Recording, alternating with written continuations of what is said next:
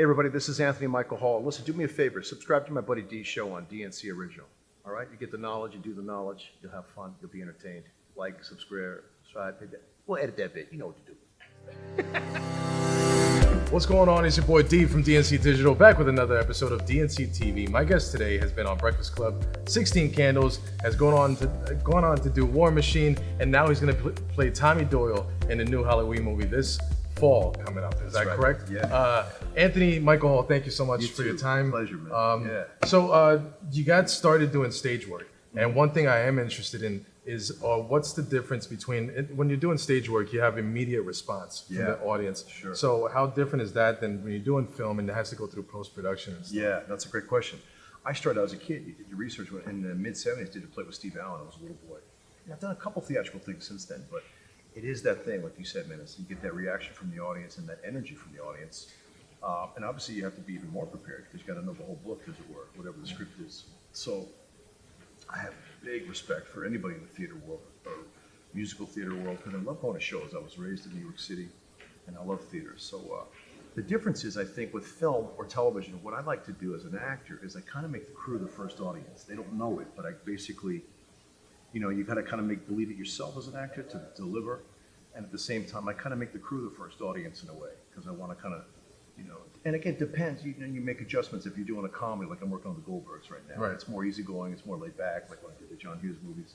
So on a comedy set, it's a different vibe. But when I'm doing something dramatic, yeah, sometimes I kind of like to disappear into the role. I mean, like I did with War Machine. You know, sometimes it's better to kind of maintain your sense of concentration and maybe just spend a little less time socializing on the set, which is a difficult choice to make sometimes because, you know, people might have a take on you. You detach yourself exactly. from your castmates. Yeah, no, it's when you want a camaraderie and you want like some type of dynamic that everything's going to go well, but you do want to take it seriously. Great point, and that's exactly what I did in War Machine. I felt it was important to protect my sense of concentration and just be really committed to the role. So, you know, I wasn't as accessible to the guys on the set. I was just kind of kept to myself a little bit more, but it just depends on the project. Yeah. This is something that interesting that came up that I personally just want to know. You were born in Boston, but you were born and raised in New York. Now, when it comes to these huge sports rivalries between the Celtics and the Knicks, the Pats and the Giants, and the Yankees and the Sox, who do you root for? Oh, dude, you're reading my mail because I was like a schizo fan growing up. I was raised in New York City, so I was down with the Yankees and the Rangers. I was always a New York fan. But then my mom's extended family, and I was born in Boston. They were from Boston, so I got love for the Boston teams too, which in the world of sports, as we know, as sports fans, it's like being a total skid. So you can't be a New York and Boston fan. Somehow, if you yeah, I'm a Jersey boy myself. Right on. Yeah. Cool. Yeah. So you went on to do Breakfast Club. Yeah. I'd like to know what does oregano weed taste like? It tastes not good. Not good. I don't know what that shit was, but it was some kind of substitute. It tastes funky. Worse than cloves. You had that group therapy scene, and it turns out that it was ad-lib throughout the entire thing. That's right. What did you get? How did you get that to bring forward the to emotion? The film? Yeah. Well, you know what? Like I said during the Q&A tonight, a lot of that was like filming a play, that particular movie, because we had a 35-day shoot. Everybody had to have a close-up, and this is back in the day before green screen and multiple cameras. So John Hughes was mad cool. He would sit next to the camera, just like your boys are right here, right? And they would just laugh. He would laugh you through. He would literally be as close as the cameraman, everybody here, and John would be right there as we're doing the scene. So we're in the back of the library, Breakfast Club, and the five of us were sitting on our asses. John Hughes was right there off camera. So that's how cool he was, man. He was always like your first audience. He always championed us, and he let us improvise too, man. He wasn't uptight about the script. He would say, okay, let's do the script, and then after take 3 or 4, we just mess around. Totally. You ended up being very close to John Hughes. Yeah. And he even wrote some roles for you. You were actually supposed to be Ducky. Yeah. And so now I do want to know, you ended up dating Molly Ringwald for a little bit. Yeah. Now I'd like to know, what was your favorite memory? Was it crashing bar mitzvahs, or was it going and finding out that you're fans of the raves? That's funny. Good research, man. Yeah. You know what's so funny? When Alter in the Making of 16 Candles, she treated me like Farmer Ted. She was not having it. She wasn't into me. I was all scrawny and shit, right? And I was 15. I looked 12, man. I looked like a bobblehead, for a real bobblehead. And so by the time we did Breakfast Club, it was a bug out, because one day she just kind of cornered me and said, "You're so stupid." I go, "What?" She goes, "I'm in love with you." I had no idea, dude. I don't know. Maybe it was the success of the first movie. I changed her mind. You know what I mean? Maybe. You know, I don't know. Who the hell knows? But it surprised the shit out of me. But it was puppy love, but it was sweet. We dated for about a year. You guys went to record stores. You found out that you were both fans of the rave-ups. That's right. And then you were bored because everybody went to the bar, so you ended up crashing bar mitzvahs. You did your research, man. It's so funny because back in the day, like, we really were in high school. So by the time Breakfast Club came around, Emilio and Judd, man, they could go party. They were like in their 20s playing 16. But Molly and I actually had homework to do. Can you tell me what it was like filming in the gym? I heard that there was no air conditioning during 16 Candles, and it was about 100 degrees inside. You do your research. It really was. It was so funny. It was a bug out because at that time, that was during the USFL. You guys don't remember that. You were little babies then, if that. You guys weren't born, actually. But they had an alternative football league. It was called the USFL, and it ultimately didn't make it. But we shared that school where we shot with the USFL Chicago Blitz. So it was random as hell. We'd be in the hallways. You see a whole football team walking down the hallways. We're like, hey, what's up, Vince Evans? How you doing? So that was a random little factoid there. But the other thing was like they shot in that high school that had been shut down. I don't know. There was such a wealthy part of Chicago. They had high schools they didn't have any use for, which is crazy in itself. But so that was like it really was like filming a play. You know? That's cool. Yeah. You had the distinct reputation of being the first Rusty Griswold, and gone on to be one of the 5, I think, actors that played him. And you decided to not do the sequel in order to do Weird Science. Yeah. Now, did you not see any longevity in the Vacation franchise? Or You know, it really wasn't that, bro. It was just a weird, ironic fact that John Hughes, who gave me my career in those movies, because of him, I was working on other projects. So it was a scheduling thing. It wasn't like I was trying to disrespect or anything. I would have loved to do those films, but I was actually booked. So it was kind of his fault. Okay. But, he put me to work and I was in demand. So unfortunately, I didn't do those films. But you know what? The way I look at it over time and through life, I think the best and most positive attitude is just wish everybody success. That's Right. That's Can you the tell best me mindset. why Robert Downey Jr. decided to shit in everybody's trailer? The man did his research. Little known fact about Iron Man. Oh, we could do a whole special on this. But anyway, we won't. But that's actually that's a true story. I'll just tell you. Go down the rabbit hole. You'll find out. So you also ended up working with Robert Downey Jr. in Saturday Night Live, and you still to this day are the youngest member of the Saturday Night Live cast. In past interviews, you've said that it was more competitive than you thought. Can you elaborate on that? Yeah. Well, you know what's funny? Remember that show 30 Rock? I mean, 30 Rock was loosely based on it, but that was like, even though that was a great show, that's not really what it was like. It was very competitive because you got all these different comedy writers. A lot of them want to be comics or are stand-up comics. And so it's this thing that Lorne Michaels does, which is really hip. He kind of encourages that competition. In other words, he knows he has all these actors and he has all these writers, and he kind of like oversees us like we're all in, like we're all in frats and dorms. He basically, everybody would have a cubicle. We'd come in on a Monday, everybody would start writing the show. By Wednesday, we'd do a read-through of all the sketches. And then the cast and crew would sit around and Lorne would be at the head of the table. And basically, whatever got the most jokes, he would make notes. Then on Wednesday night, he'd go into his office and disappear for a couple hours. And then late night Wednesday, he would map it out, just like you see when they show the index cards on the board, like who's going to be on this week. I mean, he literally created that show on index cards. So you have 3 half-hour columns on the board, and he just mixes and matches it. So from Thursday to Saturday Night Live at 11:30, it's just around-the-clock rehearsals, man. So we're there 10 or 11 hours a day, rehearsing. So it's actually pretty formatted environment, but fun nonetheless. Even if it wasn't hilarious, it was still fun in doing it. You were part of the Brad Pack in the 80s and 90s, and without going into too much detail, you guys had a lot of fun. You also said in the past that you governed yourself to get sober and stop drinking. Can you tell me how important mental capacity and accountability plays into somebody's desire to get better? Absolutely. Yeah, absolutely.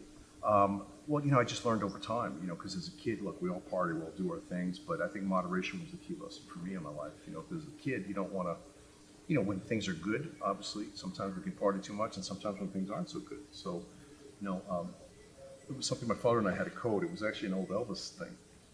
TCB, take care of business, as long as you're taking care of business, And so I've learned over the years to just kind of measure myself and be smarter about it all. But yeah, I was a wild kid, growing up. I had fun, man. I'm not gonna lie. Yeah. Mercedes Hall is your mother. Yes. And she is a jazz singer. Yeah.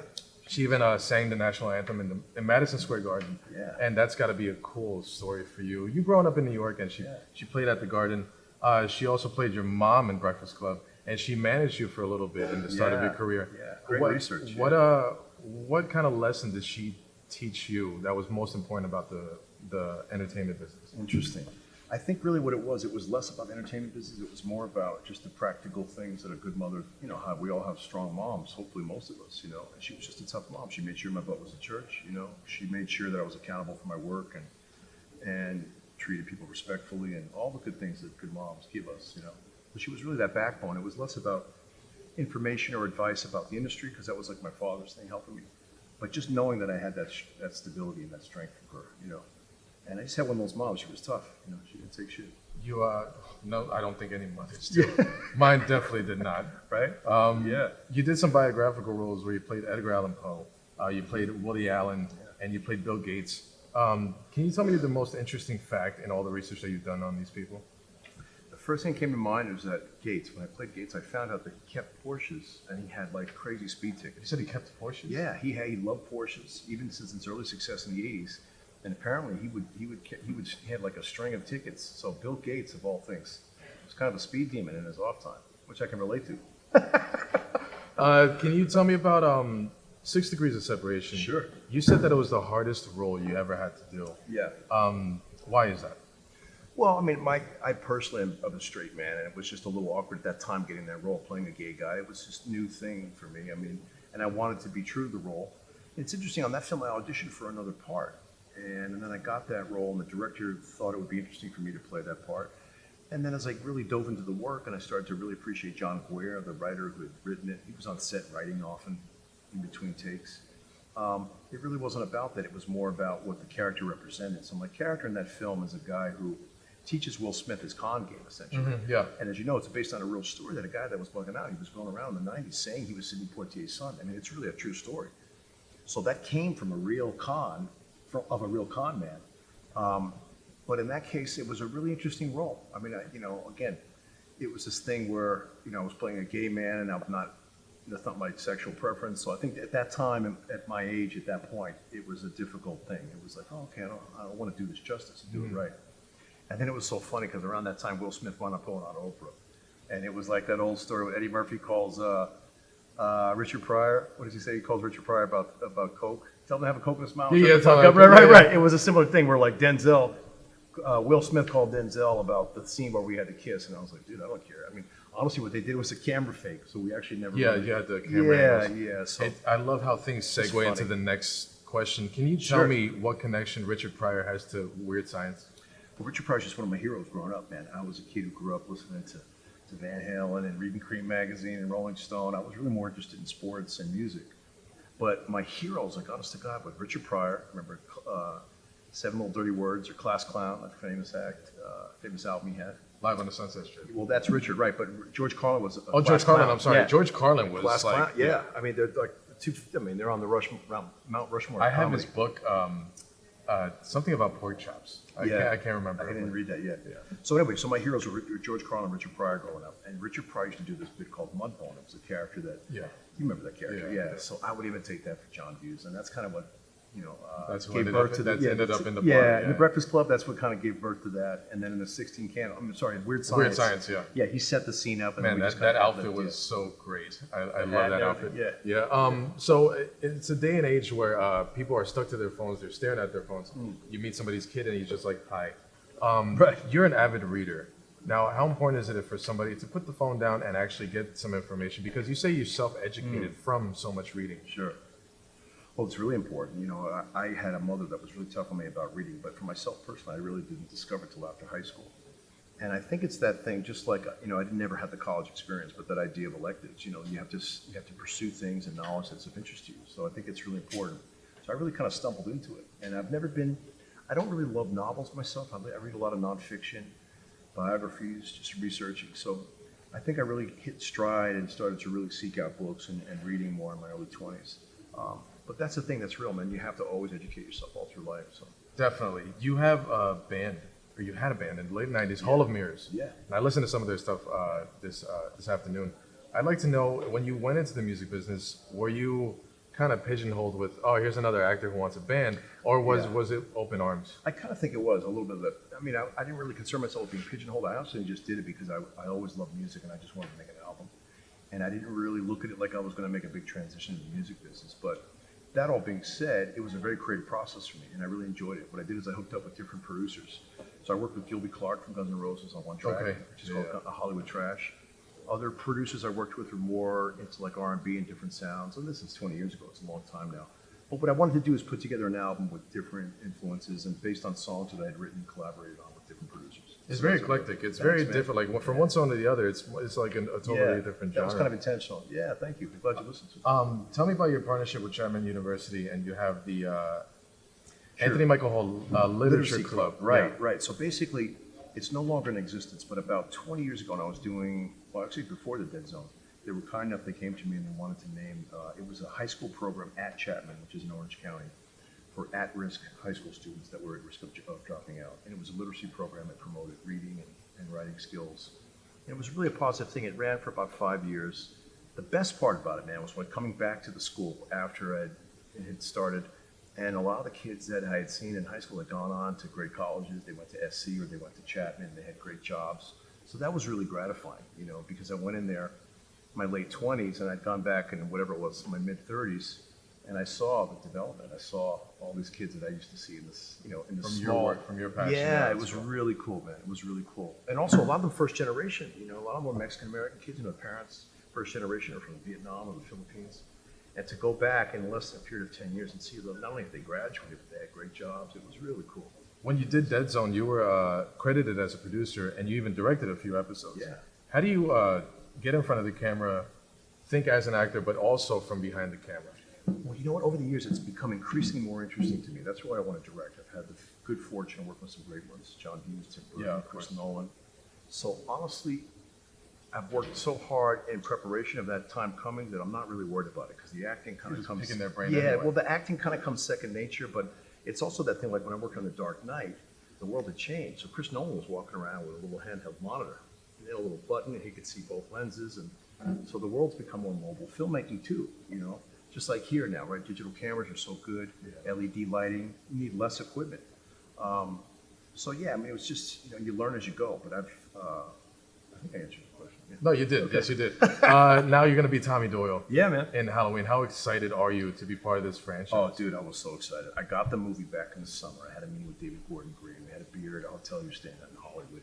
Had a really nice meeting with him. I saw a lot of John Hughes in him, actually. Very nice, easygoing guy, very self-confident, but very, very cool with people. Has a great social ability. And then I did the screen test, and I really gave it my all. So I was so stoked when I got the part, man. I was really excited because it's a big deal. And I love those guys, man. I'm a big fan of theirs. Danny McBride, I love those guys. And David Gordon Green, really cool. That's awesome. Yeah. I want to thank you so much for your time. My I pleasure. do want to give you something, though, because you've been so gracious. Can I have that bag, please? You're actually the first guest to ever get this. Wow, cool, man. So let me get rid of the logo. A bag from CBS. This guy is generous. No. No, this is what I do. So you're actually the first Thank guest you, to get man. this. What is that? So me here at DNC Digital, DNC Digital, all right. I made this for you. Oh, man. So there are that's some of your cool. characters. It's from War Machine, Dead Zone. You got. Bro, that is really awesome. That's for I you. really like that a lot. Thank you so much. Yeah, of course. So we got 16 candles. No, excuse me, Breakfast Club, That's Weird Breakfast Club, Science, Weird Dead Science, Zone, 16 candles. and War This is Machine War right Machine. there. Wow, that means a lot. Can you tell everybody where they can find you on social media? That's awesome. Thank you, man. That's really great. No, gift. of course. So I'm on AMH, at Instagram on AMH #4 Real. So AMH for Real. And then my website is theanthonymichaelhall.com. And my production company is Manhattan Films Television Media. And we have a website which is www.manhattan.film. So yeah, good things ahead, man. Anthony Michael Hall, legend in the T-movie business, and he's going to keep on going with Manhattan Films. Thank you so much for your You're time. going to keep on going too, man. I You got a appreciate great crew. you. Great Thank show. you so much. All right, man. DNC TV, and I'm out. Make sure you like, comment, subscribe, and do what you got to do because I got to get a lot bigger.